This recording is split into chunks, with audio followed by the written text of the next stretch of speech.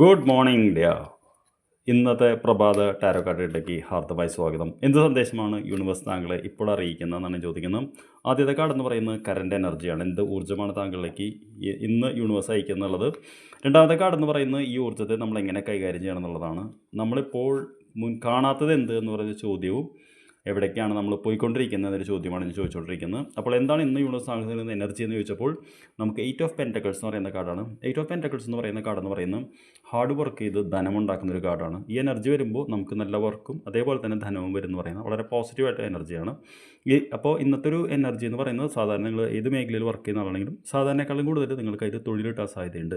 അല്ലെങ്കിൽ തൊഴിൽ അന്വേഷിക്കുന്നുണ്ടെങ്കിൽ അതിലേക്ക് പോകാൻ സാധ്യതയുണ്ട്. ചിലപ്പോൾ ഒരു ദിവസം കൊണ്ട് നടന്നുകൊള്ളണമെന്നില്ല, നമുക്കൊരു 3 ദിവസത്തെങ്കിലും സമയം കൊടുക്കണം എന്നാണ് പറയാനുള്ളത്.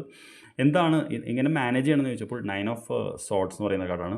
9 ഓഫ് സോർട്സ് എന്ന് പറയുന്നത് അനാവശ്യമായിട്ടുള്ള വറീസിനെ കുറിച്ചാണ് പറയുന്നത്.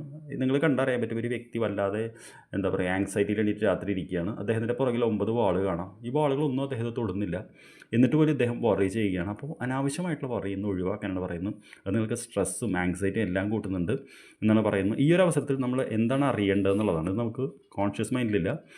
അത് ഏസ് ഓഫ് പെൻറ്റക്കിൾസ് എന്ന് പറയുന്ന കാർഡാണ്. ഏസ് ഓഫ് പെൻറ്റക്കിൾസ് എന്ന് പറയുന്നത് ധനം എന്ന് പറയുന്നൊരു കാർഡാണ്. അപ്പോൾ തീർച്ചയായിട്ടും താങ്കൾ ഏത് കാര്യത്തിൽ പറഞ്ഞാലും അതിലൂടെ ധനം കിട്ടാനൊരു സാധ്യതയുണ്ട്. ഇത് നമുക്ക് പ്രതലത്തിൽ തോന്നില്ലെങ്കിലും ധൈര്യമായിട്ട് ചെയ്തോളൂ.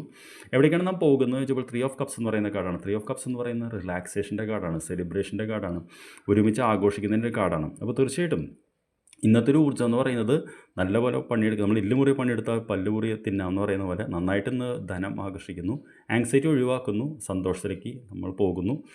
പരിചയമുള്ളവരെ കാണാൻ സാധ്യതയുണ്ട്, അവർ വിളിക്കാൻ സാധ്യതയുണ്ട്, അവരുമായിട്ട് സമയം സ്പെൻഡ് ചെയ്യാൻ സാധ്യതയുണ്ട്. അപ്പോൾ യാദൃശ്യമായിട്ട് ഇന്ന് ആരെങ്കിലും കണ്ടുമുട്ടിയാലും ആരെങ്കിലും വിളിച്ചാലും അത്ഭുതപ്പെടേണ്ട കാര്യമില്ല.